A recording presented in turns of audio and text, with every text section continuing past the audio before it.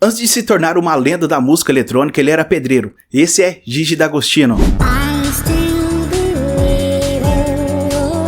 O italiano começou sua carreira como DJ na década de 80, mas foi só no final dos anos 90 para início dos anos 2000 que conquistou o mundo da dance music. E foi nessa época que ele lançou a música L'amour toujours, que se tornou um verdadeiro hino da música eletrônica, conquistando pistas, rádios e fãs ao redor de todo mundo.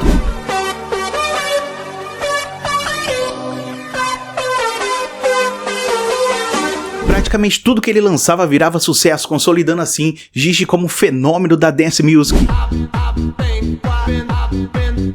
Gigi D'Agostino provou que com talento e persistência é possível transformar qualquer trajetória.